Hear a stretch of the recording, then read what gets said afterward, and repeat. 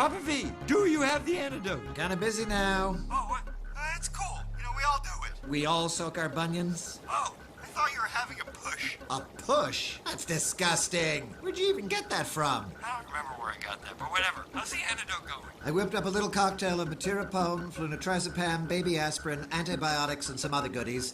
It should do something. Sweet. All right, get into position for antidote application. Over and out.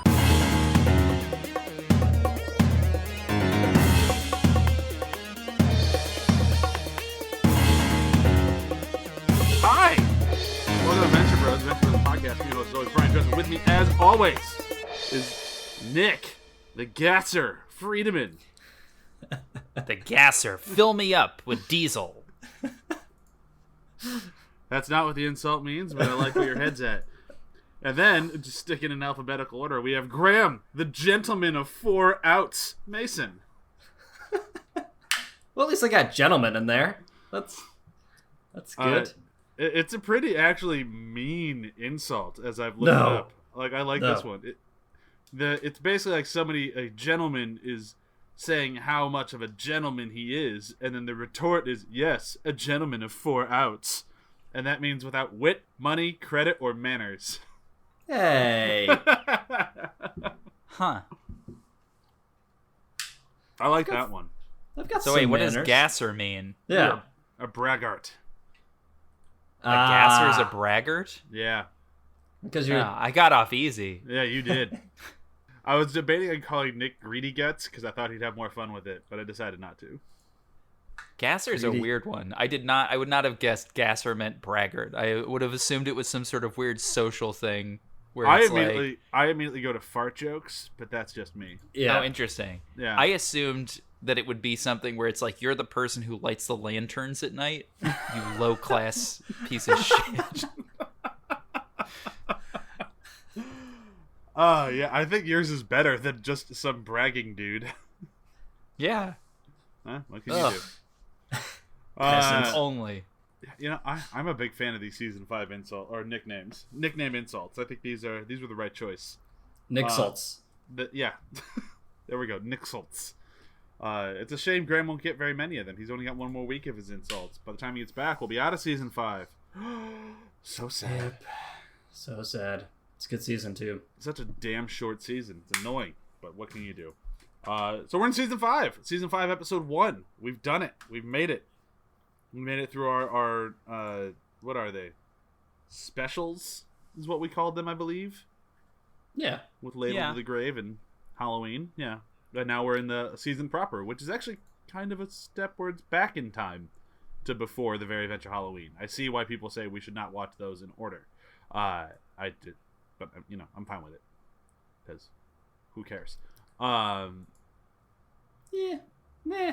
I mean, whatever. It's only like a day. Yeah, it's really not that bad. In this episode. Yeah. No. Yeah.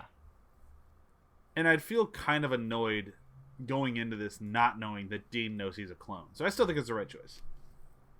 Yeah. That's my take anyways.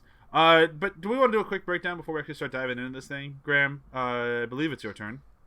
Sure. I'll do my darndest. That's all I ask.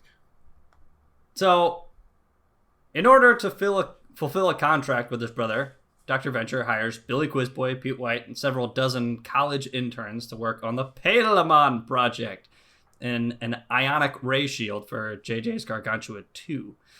Venture must also deal with Dean's new emo persona, which changes when he meets the intern Thalia. Later, Venture and friends discover that the ionic radiation emitted by the shield array has been mutating the interns. The scientists have become 4-armed telepaths, and the builders have become terrifying monsters, with both developing a taste for the flesh of Dr. Venture's unmutated personal servant interns, Student Green. Gary, now Sphinx Commander, after the rest of Sphinx has been reincorporated into the OSI, begins to handle his new responsibilities. Billy must deal with old rival turned guild authority arch nemesis August St. Cloud with his albino Asian henchman P.Y., who has not yet forgiven Billy for outbidding him on eBay. And elsewhere, the Monarch lives in denial of 21's defection, while Dr. Mrs. the Monarch seeks a way to fight Venture's army of mutant soldiers.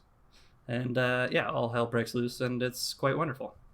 Yeah, it works. Let's do a quick round of the table. Graham, what do you think of it? You a big fan? Not a big fan? I'm a big fan. It was a longer episode than I remembered, but then as it kind of started unfolding, I'm like, oh, wow, this episode is packed with stuff. And I really enjoy it. Yeah, I think I'm kind of right on the same train. Like, I really like the episode. I think it's a good episode, but and the length doesn't really bother me. But for some reason, like, I never remember this as being the season 5 opener, because it doesn't really feel like a season opener to me. But otherwise, I really like it. Yeah. Yeah, I'd agree with that. It doesn't feel like a traditional opener, but I do...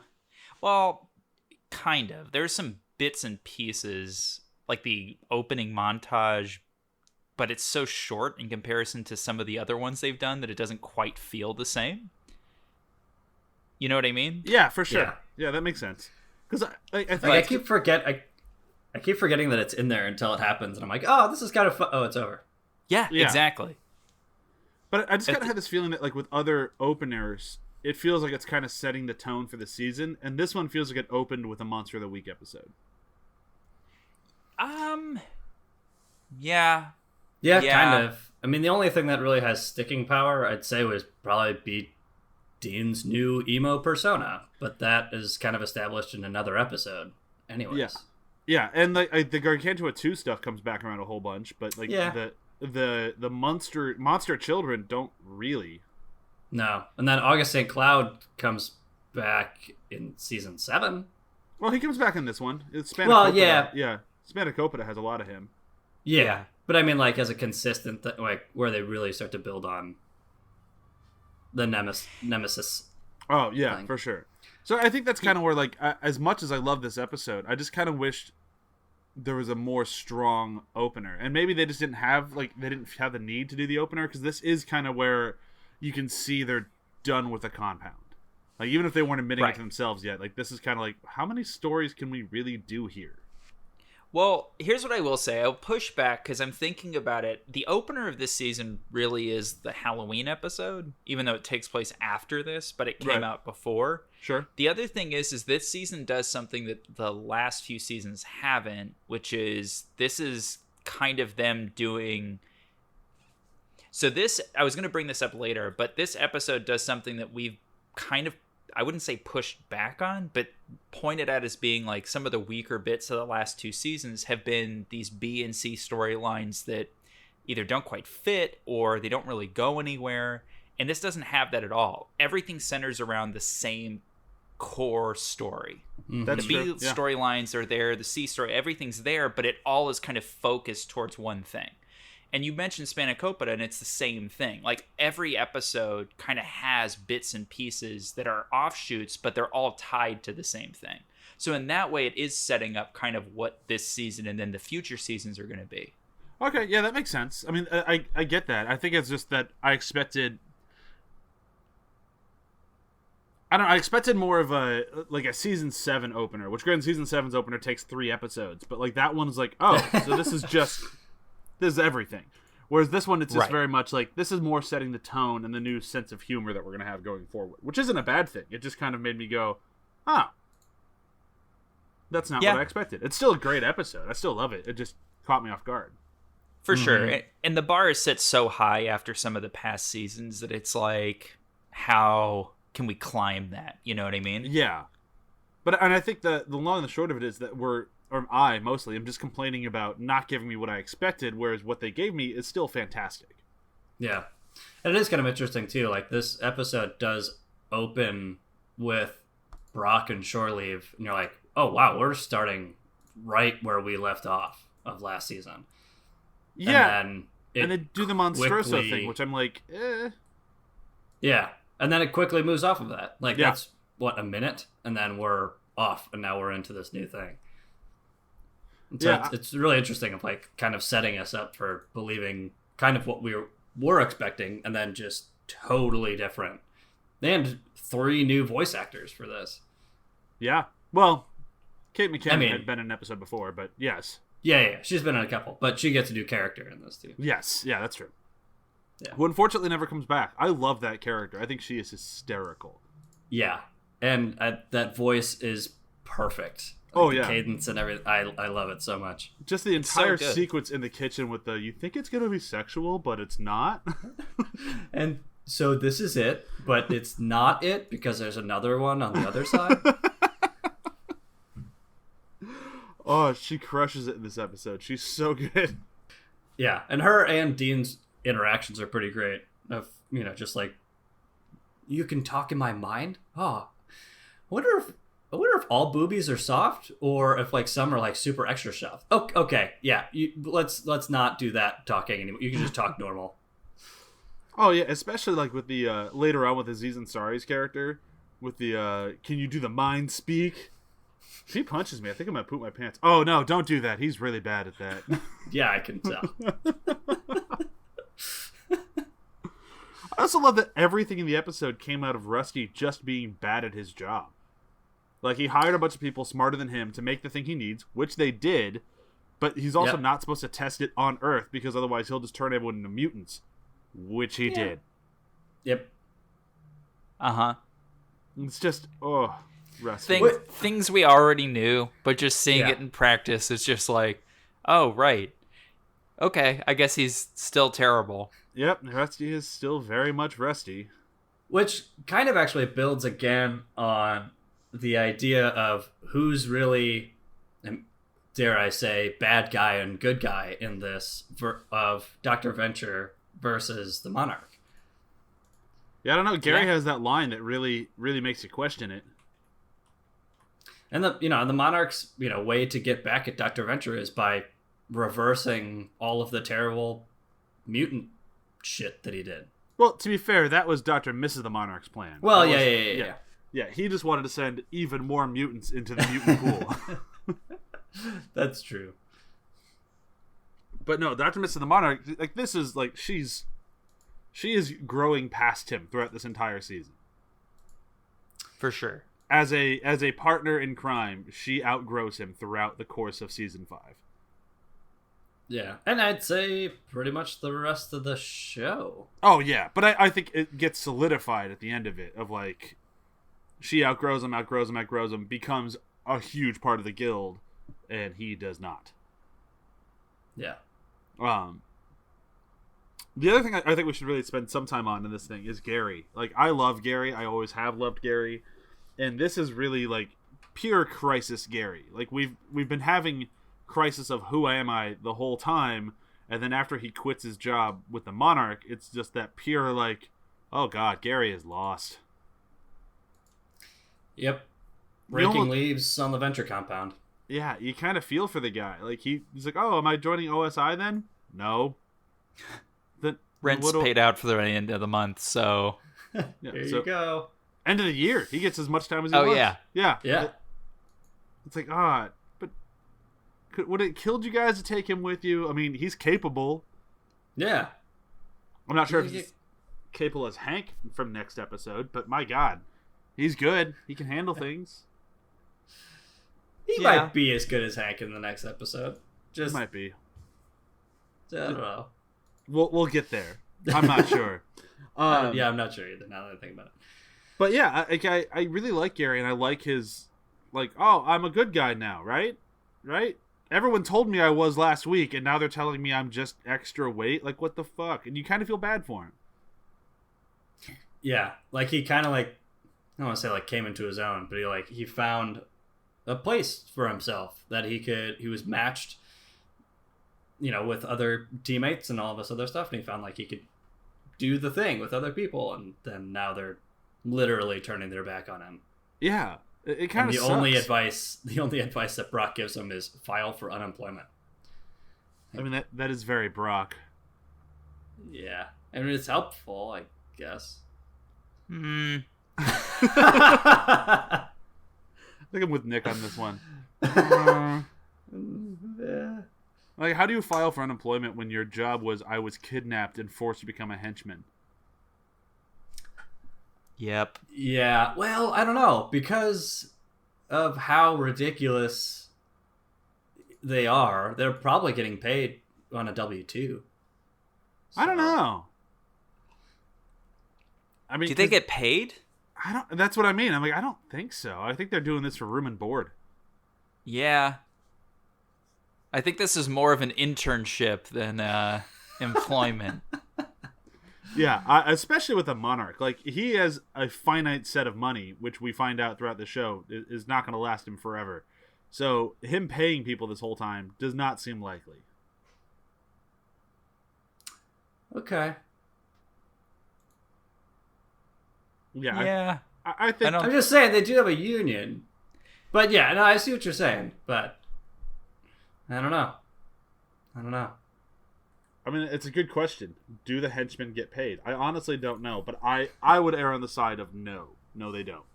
Maybe Watch and Ward, but they're not really henchmen. Yeah, they work for the guild. Yeah. You know? But they're company men. Yeah. Yeah, so they are probably paid, but that'd be about it in my guess. I think it would probably depend on who you hench for. Yeah. I guess. Oh, yeah. I guarantee you Monstroso pays his people well. Yeah.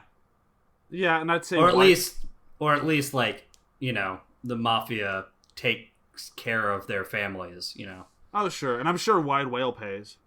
Yeah. Oh, my God, yeah. Yeah. I think we can all agree that the Monarch doesn't. Yeah. That's all we really know. I mean, and that's why, enough. like, I made a reference to the line earlier, but that's why I'll go back to it. When Gary is talking about working with Dr. Venture, he has that line of, working for both you and the Monarch, it's kind of the same thing. And it's like, yeah, they're pretty much the same person. Yeah, because that's kind of what I was thinking of. Like, in this episode, he hires interns, and one is certainly not paying them, but two certainly turns them into mutants. Oh, yeah, and then gets a good chunk of them murdered. Like, murdered and eaten. Yep. Student Green. Yeah. Student Green is people. I love all the Charlton Heston references in this one. Like, you got, it's people, and you got, it's a madhouse. Like, it's just... For that... The show speaks to me, man. Sergeant Vatrid was definitely on a good course this episode. Oh, yeah. And this Definitely is also where we get the mad boobed Sergeant Hatred. Yeah, indeed. Oh, The most unbelievable part of this episode is when he shoots at the Monarch's feet and misses, and it says it's a warning shot. We've seen so much proof that Sergeant Hatred is a terrible shot that I imagine he was actually aiming to try and kill the Monarch and just thought that up on the fly. Or just didn't realize he pulled the trigger. Also very, very fair. Yeah, like he's just looking at him through the scope and just pulled the trigger. It's like, well, I got his attention. Might as well yell at him. Which is so funny. It's like, he's a military man, but I guess he's definitely a sergeant, so I guess he really hasn't actually been behind the weapon for a while. He's had other people to do it for him, but my goodness, not a good shot. Not a good shot. And very confident that he is a good shot. Which is not a safe... that's a recipe for disaster. Yeah. One would say that's more dangerous. Yeah. Yeah, the only thing to stop a bad guy with a gun is Sergeant Hatred. We're all fucked. Yep. Not good. What haven't we talked about in this one? I mean, I think we haven't really talked about kind of like the hierarchy of... The clean suits? I guess the hierarchy that they set up and everything like that. It's interesting that Rusty kind of like establishes this hierarchy that ends up kind of becoming something, even though it's not really anything in his eyes. Like, he's just using the green suits as a way to just get some free labor for shit that he doesn't want to do. Because his sons seem no longer interested in doing his kind of like disgusting cocktail shit. Because you can never have too much grenadine, apparently. It's so gross. But it's interesting because, like, they clean out Eden with the gorillas only to kind of make a new version of pretty much the exact same thing. I would argue some a horror much show. worse version. A much totally. worse version. Because, I mean, as of right before this episode, it was just a gorilla raising its children. Yeah. I mean, man-eating gorilla. Well, of course, but, gorilla. Sure. Then Sergeant Hatred had to kill the kids. Ugh. Starting out like- bleak. Yeah. I like in the next cut of that opening montage, Sergeant Hatred is still crying. Oh, yeah. Oh, it's the best. I like that because it definitely confirmed, like, well, maybe he didn't. Nope, he did it. He definitely did it. Totally did. He did. Yep. That's the end of that. Just like that scene in Chernobyl. Oh, God. Oh my Well, God. not quite. Is that what you were talking about yesterday when you texted, or was it just the radiation part? It was mainly just the radiation part when you're like, oh, wow, they're growing other arms and stuff. Usually people just die grotesquely. And Yep. hopefully sometimes quickly, but mostly sometimes slowly. Yeah, this is why I still have not watched Chernobyl. I don't think I can emotionally handle it. It's a great show, but don't watch it while you're eating. I'll just say that. It's not a dinner show. I mean, I've done it. You could. I mean, we did. We did too. We did too. But oh my goodness, when you watch the husband, like just before he dies, Yeah. that's still in my mind. Pretty bad. Yeah, I'm not going to watch this. It's a great show. I bet it is. It sounds great. Doesn't sound like it's going to get me depressed at all. It's just. I mean, it's already happened. It It's in the certainly has. past. Yeah. So Yeah, so I'll read a book. That sounds better to me. I think it's based off of a book. No, I'll read that book. Oh yeah, there you go. Yeah, there we go. Yeah. Is that now that we're talking Chernobyl, does that mean that we're done with things to talk about in Venture Brothers? Has it happened? Well, I feel like I want to talk about August St. Cloud a little bit because Yes. Yeah, we really need to talk about him. this is kind of his big, at least arch enemy intro here, and it's incredible. Yeah, I love it. I was reading the book this morning on St. Cloud and why they want to use St. Cloud, and basically what he is that somewhat nerdy but not really guy with way too much fucking money who buys all the cool shit instead of the fans who've saved up for so long and then they find it's already been purchased. He is the bad fan. Yeah. And they're like, we just fucking hate people like that, so we thought he'd be a good villain. Damn, Yeah, I mean, it works. I mean, it's right there. it works. Yeah, they did it. Yeah. Now, I'm not He really is the worst. I mean, like, just not fun. No, I'm not a huge St. Cloud fan. Like, I don't dislike him. He's not a character that I'm like, I wish he wasn't in the show. But I can really take or leave him. Like, he doesn't really... He's not a reason for me to get excited beyond his horrible costume, which I love. Well, can I tell you my theory as to why? Yes. It's just 21's voice. I think that if they gave him a different voice, then he would actually work a little bit better. Maybe. I don't know. I kind of like it. I kind I- of like his weird Eh. intonation and all that. I like the intonation. I think the problem is that it sounds exactly like 21. Even though it's a different actor, apparently, I'm looking at it now, which I am very surprised by. It's 21. Like, every time I listen to it, like, especially on this watch through, it just feels like, oh, for a show that actually is so good about voices and generally speaking so good about casting, for whatever reason this stands out as kind of like a missed the mark sort of thing.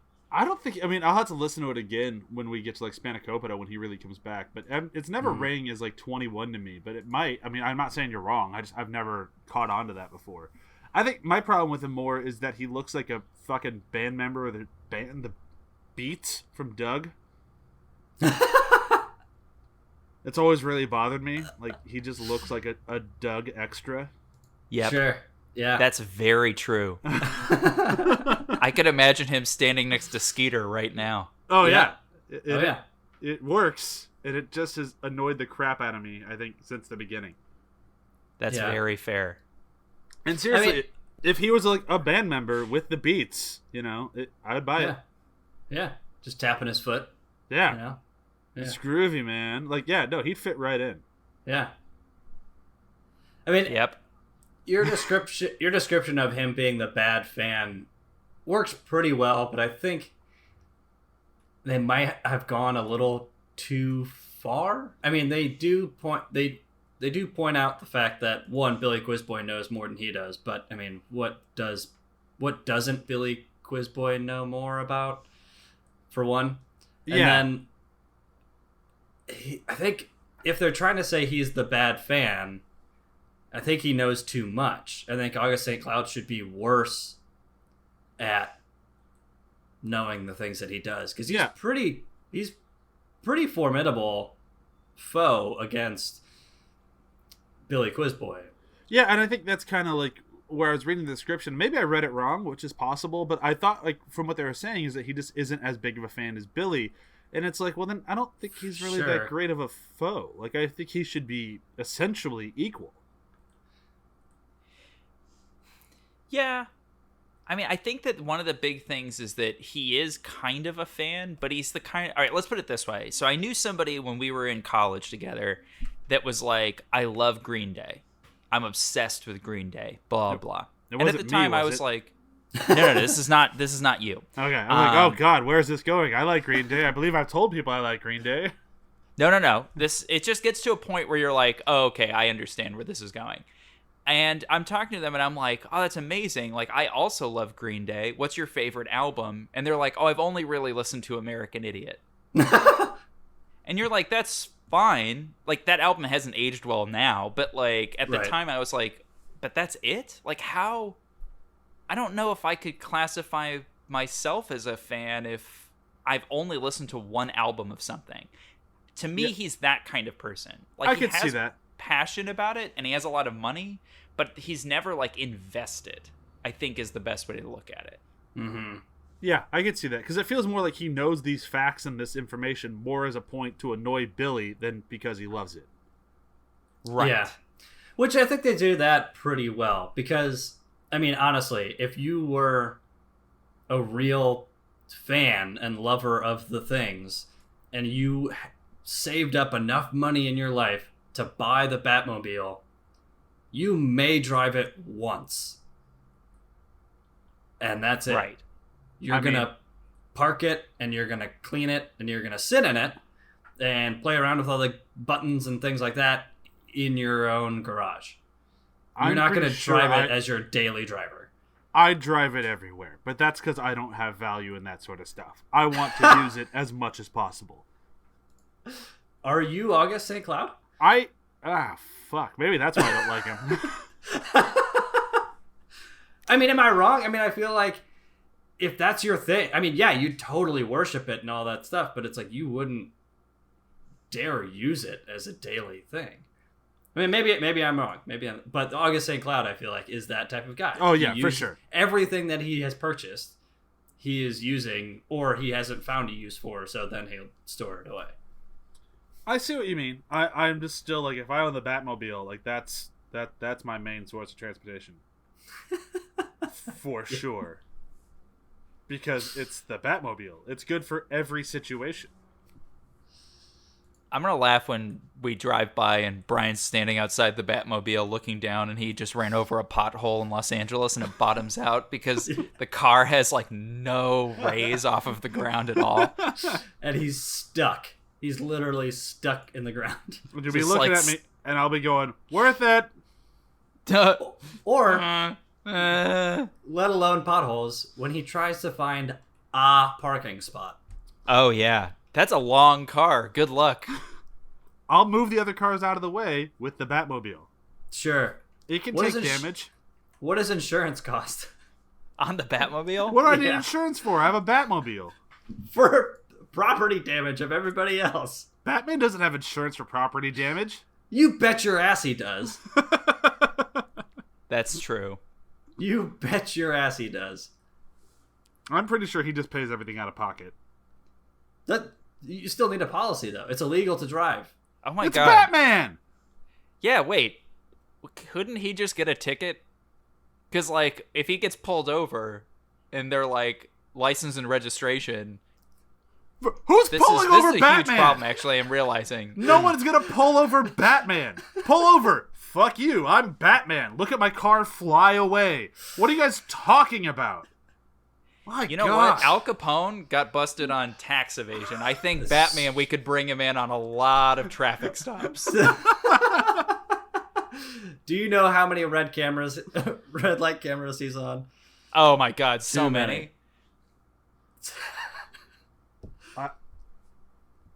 It's Batman.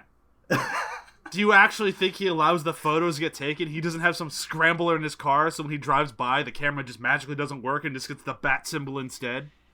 It's Batman. Man, you know what? I bet Batman would end up like being undone by like the dumbest thing. I mean, that's probably true. It's definitely not traffic cameras, though. No, probably not traffic cameras. You know what it would be, though, is a boot on the Batmobile Oh yeah. by double parking. That's what it is. I'm not even going to get into this anymore. I'm so annoyed right now. It Let's worked. move into favorite characters of the episode. All right, well, since we were already talking about him and spent the last, 10 minutes talking about him, I'm going to go with August St. Cloud. Really? Yeah. I think... Sure. I like him a lot. I didn't really like him for the most times watching the show, but now watching it this time for whatever reason, I really like it. And I like him versus Billy Quizboy and all the stuff, and I love what comes after for August St. Cloud in the rest of the season and in season 7 too. I would be surprised if August St. Cloud is my favorite of any episode, but we'll see. It's possible. For me, my favorite person in the episode has to be Talia. I think Talia is fucking hysterical. Just from the way she talks, the whole you think it's going to be sexual but it's not scene, her trying to deal with Dean just obsessing with her boobs. Everything about her cracks me up. And it's mostly due to Kate McKinnon's delivery, which is just flawless. So, yeah, she definitely gets a big win for me. I hear that. Yep. So that was going to be my choice, but my second choice is Dr. Salazar. Okay. Aw. I just love how shaky he is. Hey, Just man. like the way they animate him is it just looks like he's standing on like a platform that's just vibrating at all times. That's a good one. I appreciate that one. That's a solid pick. Thank Hey, you. man. And I like his backstory. I like the way they handled it where he wasn't introduced early. They kind of like have like one of the things I feel like I love the most in the early seasons is that they don't explain very much because they're kind of like leaving themselves room. And you have these like mysteries of like where Phantom Limb, kind of like his origin story. And it felt kind of within that same vein where it was like rumors say this happened and then you kind of get it verified at the end. But I think it's a fun device. Yeah, I think it worked great. Let's do a quick round of plugs, and then we can say goodbye. Be sure to tune in next week for our episode, what is it? Venture Libre? Is that right? Yes. Yep. It's another fun episode. Get a fucking great Hank episode. Tune in for Hank alone. And then on the ATH Network, be sure to check out After the Hype on Wednesdays. I'm going to get all these days wrong. Be sure to check out After the Hype, Samwise, Demon Days, and our brand new podcast, Damage Boost. Come to you from our note taker, Mr. Brok Holliday. So very exciting stuff. And be sure to read our articles, which are also coming up more and more frequently. And that's everything I'm going to plug. Do you guys have anything you're plugging? Nick, you plugging that thing you working on yet? Nope. Not yet. Graham, you plugging? Not yet. You plugging something? No, I'm not plugging anything. Watch Chernobyl. It's great. Chernobyl? Oh, yeah. I'll plug Chernobyl. Chernobyl and Survivor. Oh, okay. Just to annoy Brian again. Success. And please Google Batman red light traffic cameras, and let's see if we can get a couple of those pictures of them. Yeah. There's not going to be it, and we're done. I'm saying goodbye. Bye. Bye. Bye.